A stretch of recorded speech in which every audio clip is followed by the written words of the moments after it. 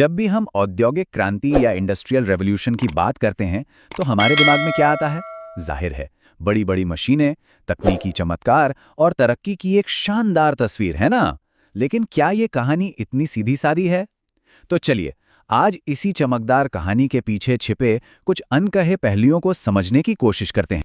ये तस्वीर देखिए, इसका नाम है सदी का सवेरा। ये उस दौर की सोच को बिल्कुल साफ दिखाती है। बीच में एक देवी है जो असल में प्रगति की देवी है और वो भविष्य की तरफ बढ़ रही है। उसके आसपास क्या है? रेलवे, कैमरा, मशीनें, कारखाने, यानी उस दौर के सारे नए आविष्कार। ये तस्वीर उस वक्त के जबरदस्त आत्मविश्वास और उम्मीद को दिखाती है। अच्छा, अब जरा इस तस्वीर पर नजर डालिए। ये भी बड़ी दिलचस्प है। ऊपर है अलादीन जो अपने जादुई चिराग से एक महल बना रहा है, और नीचे कौन है? एक मॉडर्न मैकेनिक जो अपने औजारों से पुल, जहाज और बड़ी बड़ी इमारतें बना रहा है। तो मतलब क्या हुआ? इसका संदेश एकदम साफ है कि पश्चिम का जो ये नया टेक्नोलॉजी वाला जादू है ना, वो पूरब के पुराने रहस्यमयी जादू से कहीं ज्यादा ताकतवर है। तो ये तस्वीरें हमें जीत की एक कहानी सुनाती हैं। लेकिन सवाल ये है कि क्या यही पूरी कहानी है? इस शानदार तरक्की की कहानी के पीछे एक बहुत ही उलझी हुई और सच कहें तो अक्सर एक दर्दनाक हकीकत भी छुपी हुई है। तो ये सोचना जरूरी हो जाता है कि क्या ये तरक्की वाकई सबके हिस्से में आई? देखिए, बड़े पैमाने पर प्रोडक्शन की कहानी वहां से शुरू नहीं होती जहां से हम में से ज्यादातर लोग सोचते हैं। ये कहानी कारखानों की चिमनियों से नहीं, बल्कि कहीं और से शुरू हुई थी। ये तो स्वाभाविक है ना? जैसे ही हम इंडस्ट्री या उद्योग शब्द सुनते हैं तो फौरन हमारे दिमाग में धुआं उगलती बड़ी बड़ी फैक्ट्रियों की तस्वीर आ जाती है। और ये तस्वीर औद्योगीकरण का सबसे ताकतवर प्रतीक बन भी चुकी है। और ये तस्वीर इसी बात को दिखाती है। लैंकाशायर की विशाल कॉटन मिल जो रात में रोशनी से जगमगा रही है, ये उस नए जमाने का सिंबल थी। ये तस्वीर ताकत, प्रोडक्शन और मॉडर्निटी को दिखाती है। लेकिन क्या यही पूरी सच्चाई थी? अब यहाँ एक हैरान करने वाली बात है। औद्योगिक उत्पादन की जो असली शुरुआत थी वो शहरों और कारखानों में नहीं हुई, बल्कि वो हुई गांव के शांत इलाकों में, लोगों के अपने घरों में। ये एक ऐसी सच्चाई है जिसे अक्सर नज़रअंदाज कर दिया जाता है। जरा इस तस्वीर को देखिए। ये कारखानों के आने से बहुत पहले का सीन है, जहां पूरा का पूरा परिवार, बच्चे हों बड़े हों, सबके सब मिलकर धागा बनाने के काम में लगे हुए हैं। ये एक अलग ही तरह की इंडस्ट्री थी जो घरों की चारदीवारी के अंदर से चलती थी। इतिहासकार इस जरूरी दौर को आदि औद्योगिकरण या प्रोटो इंडस्ट्रियलाइजेशन कहते हैं। इसमें होता ये था कि शहरों के व्यापारी गांव के परिवारों को कच्चा माल और एडवांस पैसा देते थे और उनसे इंटरनेशनल मार्केट के लिए सामान बनवाते थे।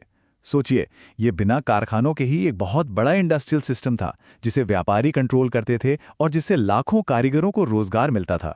अच्छा, तो अब उस सोच को थोड़ा तोड़ते हैं कि ये क्रांति बहुत तेजी से आई और टेक्नोलॉजी ने सब कुछ बदल दिया। चलिए देखते हैं कि इसका आम लोगों पर असल में क्या असर पड़ा। ये एक लाइन बहुत कुछ कह जाती है। हम अक्सर ये मान लेते हैं कि मशीनें आईं और रातों रात सब कुछ बदल गया। लेकिन सच तो ये है कि एक बहुत लंबे समय तक प्रोडक्शन का जो मेन आधार था वो हाथ से काम करने वाले स्किल्ड कारीगर और मजदूर ही थे। और ये नंबर, ये तो सच में चौंकाने वाला है। 19वीं सदी की शुरुआत में पूरे इंग्लैंड में सिर्फ 321 स्टीम इंजन थे। जी हां, सिर्फ 321। ये दिखाता है कि जेम्स वॉट के मशहूर आविष्कार के बाद भी नई टेक्नोलॉजी को अपनाने की रफ्तार कितनी ज्यादा धीमी थी। तो सवाल उठता है कि आखिर उद्योगपति नई मशीनों में पैसा क्यों नहीं लगा रहे थे? देखिए, इसके कई प्रैक्टिकल कारण थे। एक, मजदूर बहुत सस्ते थे और आसानी से मिल जाते थे। दूसरा, मशीनें बहुत महंगी थीं और बार बार खराब भी हो जाती थीं। तीसरा, कई चीज़ों की मांग बस कुछ महीनों के लिए होती थी। और चौथा, मशीनें 500 तरह के हथौड़े या 45 तरह की कुल्हाड़ियाँ जैसे कॉम्प्लेक्स डिज़ाइन नहीं बना सकती थीं। और हाँ, एक और बात, अमीरों के लिए तो हाथ से बनी चीज़ें खरीदना एक तरह से शान और स्टेटस की बात।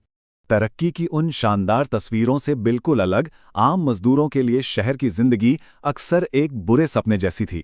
नौकरी मिलना कोई आसान काम नहीं था। बहुत से लोगों को तो पुलों के नीचे या रैन बसेरों में हफ्तों गुजारने पड़ते थे, सिर्फ इस उम्मीद में कि शायद एक दिन का काम मिल जाए। ये उस सुनहरे दौर का एक बहुत ही कड़वा और स्याह सच था।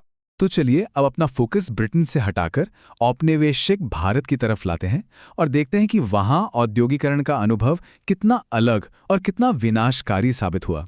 मशीनों के जमाने से बहुत पहले, जब मैनचेस्टर का तो कोई नामो निशान भी नहीं था, तब भारतीय रेशम और सूती कपड़ों का पूरी दुनिया के बाजार पर दबदबा था। सूरत और हुगली जैसे बंदरगाहों से दुनिया भर में बेहतरीन क्वालिटी के कपड़ों का व्यापार होता था। भारत बिना किसी शक के टेक्सटाइल प्रोडक्शन का ग्लोबल सेंटर था। और फिर ये हुआ। ये चार्ट पूरी कहानी खुद बयां कर देता है। 1811 में भारत के टोटल एक्सपोर्ट का 1/3 यानी 33% हिस्सा कपड़ा था, और सिर्फ 40 साल बाद 1850 तक ये आंकड़ा गिरकर सिर्फ 3% पर आ गया। ये एक पूरी की पूरी इंडस्ट्री की तबाही थी, जो ब्रिटिश कारखानों से आए सस्ते माल की वजह से हुई।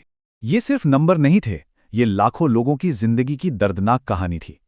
1872 की ये जनगणना रिपोर्ट कोष्ठी समुदाय यानी बुनकरों की बुरी हालत को बताती है। वो मैनचेस्टर के सस्ते मशीनी माल का मुकाबला ही नहीं कर पाए और उन्हें अपना पुश्तैनी काम छोड़कर मजदूरी करने के लिए दूसरी जगह जाना पड़ा। लेकिन ये कहानी यहीं पर खत्म नहीं होती। भारतीय बुनकर सिर्फ इतिहास बनकर नहीं रह गए। उन्होंने हिम्मत नहीं हारी, उन्होंने संघर्ष किया। उन्होंने फ्लाई शटल जैसी नई टेक्नोलॉजी अपनाई ताकि वो तेजी से प्रोडक्शन कर सकें।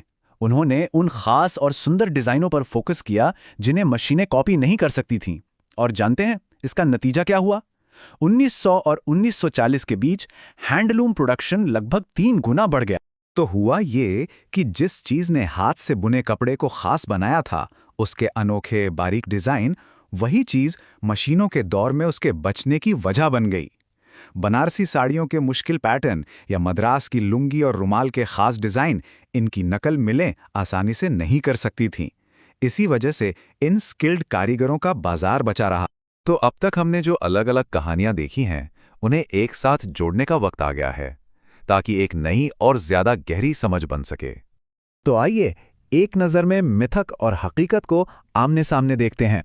मिथक ये है कि ये एक बहुत तेज़ मशीनी क्रांति थी जो यूरोप के कारखानों में हुई। लेकिन हकीकत ये है कि ये एक धीमी और ऊबड़-खाबड़ प्रक्रिया थी जिसमें हाथ का काम बहुत ज़रूरी बना रहा। और ये सिर्फ यूरोप की नहीं बल्कि पूरी दुनिया में उथल-पुथल और एडजस्टमेंट की एक उलझी हुई कहानी थी, जिसका सबसे ज़्यादा असर गांवों और कॉलोनियों पर पड़ा। तो सबसे ज़रूरी बात जो हमें समझनी है वो ये है कि औद्योगिक क्रांति की कोई एक सीधी सादी हीरो वाली कहानी है ही नहीं। यह असल में तरक्की और बर्बादी, मौक़ों और शोषण, नई खोजों और परंपराओं की अनगिनत कहानियों का एक उलझा हुआ जाल थी। ये एक ऐसा दौर था जिसमें जीतने वाले भी थे और हारने वाले भी, और जहां पुरानी और नई दुनिया एक साथ मौजूद थीं।